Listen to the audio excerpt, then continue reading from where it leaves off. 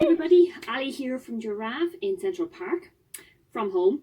Just a couple of little hints and things that you can do with your children during this time off, while at the same time keeping nice and safe at home.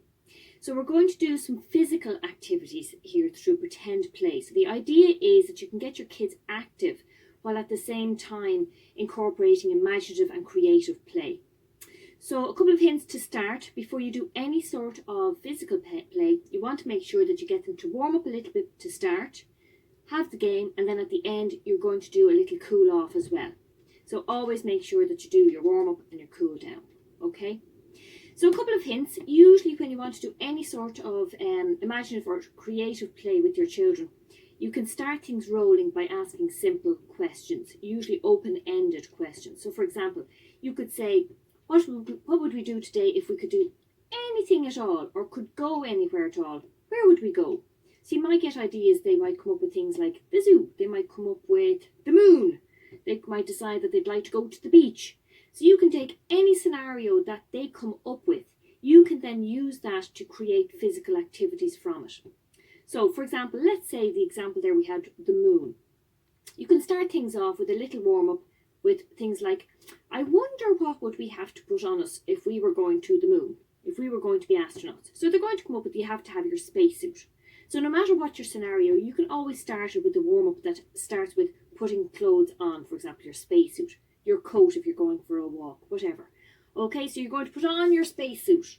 You're going to stretch as you're putting it on. You're going to stretch your legs and you're going to have another good stretch, and that way you're getting things warmed up and you're getting their bodies moving as well as your own. Okay, as you're moving, make sure that you might keep an eye on the fact that your back might not be capable of doing some of the things that their backs are. So keep an eye on your own safety while you're doing this. Okay, so you're going to head off on your trip to the moon. The first thing you're going to do is you're going to head off down the road because you're going to have to get to wherever your spaceship is. So you're going to get them started off with walking.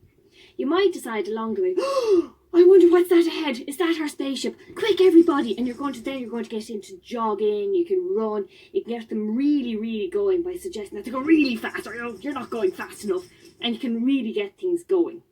Once you get them warmed up and you're ready to get really into your play, then you can incorporate absolutely anything. Generally trigger it by asking questions.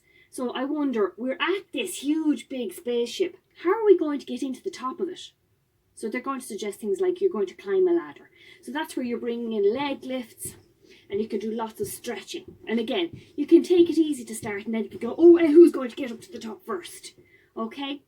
Once you're in, then in any sort of scenario that you're working with, you can always try to incorporate numeracy. So get in your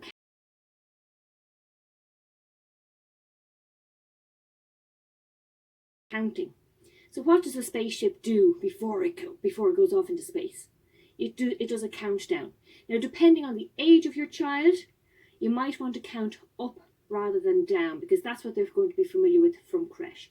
So you're going to do your count up. If they're only very small, you might just count to 3. If they're preschoolers, maybe to 5. If your child already knows how to count to 10, go all the way to 10. So we're going to do a count off.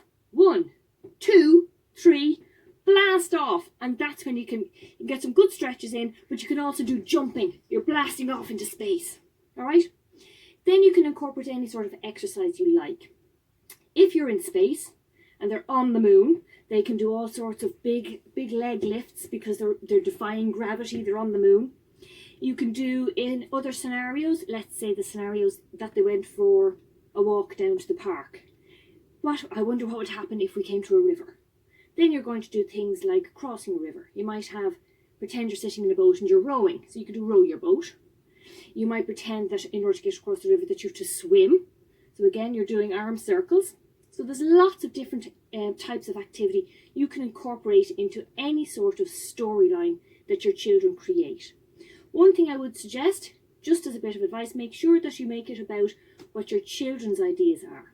So let them come up with the scenarios and you work around it or go along with it, or you can extend on it. So for example, if their idea is going for a walk, yep, that's perfect. We're going for a walk. I wonder what we might see along the way. And again, let them come up with the ideas. So I hope that's in some way helpful for you. Remember, warm up and cool down at the end, and make sure that you keep your own body in good nick while you're doing these games with your children. I hope you have fun, and I hope that might have been some help for you. Looking forward to seeing you all in a couple of weeks. Bye!